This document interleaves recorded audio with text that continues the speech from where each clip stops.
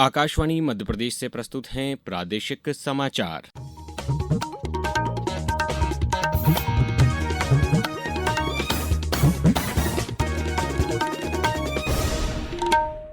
नमस्कार, समाचारों के साथ मैं अभिषेक कटियार। प्रधानमंत्री नरेंद्र मोदी आज गुजरात और दमन के दौरे पर हैं। सूरत में वे 18,800 करोड़ रुपए से अधिक की सड़क, बिजली और औद्योगिक परियोजनाओं का उद्घाटन करेंगे और 220 बिस्तरों वाले ईएसआईसी अस्पताल का लोकार्पण भी करेंगे। वहीं शाम को दमन में नामो हवाई अड्डे के नए टर्मिनल और नामो अस्पताल सहित करीब 3,000 करोड़ रुपए की परियोजनाओं का उद्घाटन होगा। इसके अलावा प्रधानमंत्री लक्षद्वीप के लिए 885 करोड़ रुपए की बंदरगाह परियोजनाओं की आधारशिला भी रखेंगे। प्रधानमंत्री नरेंद्र मोदी ने कहा है कि एयर ट्रंक कंपनी भारत में लगभग 3 लाख करोड़ रुपए का निवेश करेगी और 5 गीगावाट डेटा सेंटर क्षमता विकसित करेगी। श्री मोदी ने कहा कि यह देश के डिजिटल बुनियादी ढांचे में प्रस्तावित सबसे बड़े निवेशों में से एक है।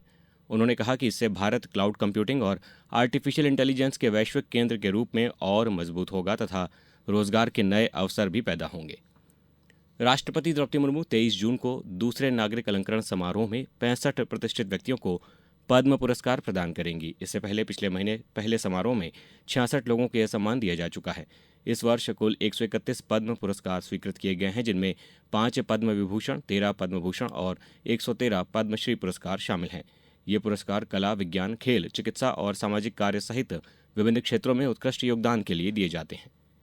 मुख्यमंत्री डॉक्टर मोहन यादव ने आज भोपाल के कुशाभाऊ ठाकरे सभागार में विश्व पर्यावरण दिवस के राज्य स्तरीय समारोह में एक पेड़ मां के नाम 2.0 अभियान का शुभारंभ किया। इस अवसर पर 8 श्रेणियों में 11 राज्य स्तरीय पर्यावरण पुरस्कार भी प्रदान किए गए। ये अभियान 30 सितंबर तक चलेगा और रोपे गए पौधों की जियो टैगिंग कर उनकी निगरानी की जाएगी।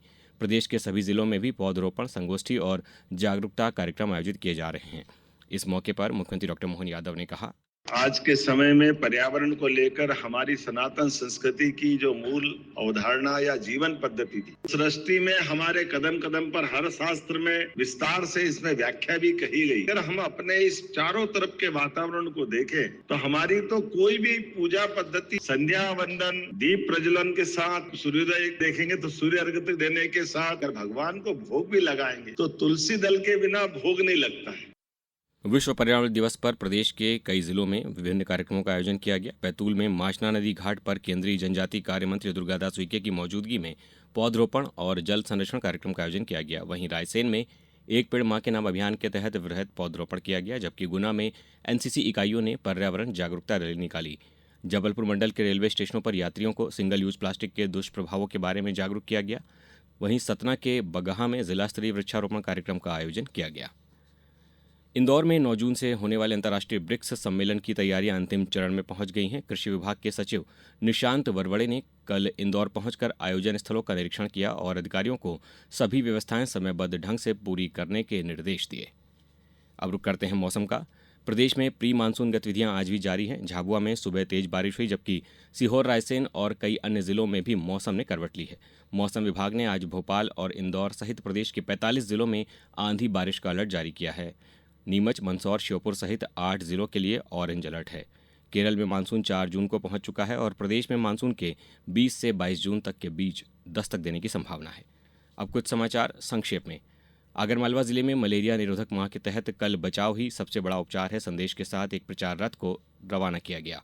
राष्ट्रीय मानवाधिकार आयोग सदस्य प्रियंका अनुंगो ने नर्मदापुरम प्रवास के दौरान विभिन्न योजनाओं की समीक्षा करते हुए दिव्यांगजनों को कौशल विकास प्रशिक्षण तथा बैंक ऋण से जोड़ने के निर्देश दिए। प्रदेश स्टेट इलेक्ट्रॉनिक्स डेवलपमेंट कॉरपोरेशन ने ग्रेजुएट इंजीनियर ट्रेनी प्रोग्राम 3.0 के आवेदन आमंत्रित किए हैं। इंजीनियरिंग या कंप्यूटर साइंस में स्नातक 18 से 30 वर्ष तक के युवा 16 जून तक ऑनलाइन आवेदन कर सकते हैं। ऑनलाइन परीक्षा 1 जुलाई को होगी। और प्रदेश में मछलियों के प्राकृतिक प्रजनन को बढ़ावा देने के लिए 16 जून से 15 अगस्त तक बंद ऋतु घोषित की गई है। इस दौरान प्रदेश की सभी नदियों और जलाशयों में मछली पकड़ने पर पूरी तरह प्रतिबंध रहेगा। उसके उल्लंघन पर वैधानिक कार्रवाई की जाएगी। हालांकि छोटे तालाब जिनका किसी नदी से कोई संबंध नहीं है, उन पर यह प्रतिबंध लागू नहीं होगा। इस बुलेटिन में इतना ही। अगला बुलेटिन सुनिए शाम 7:10 पर।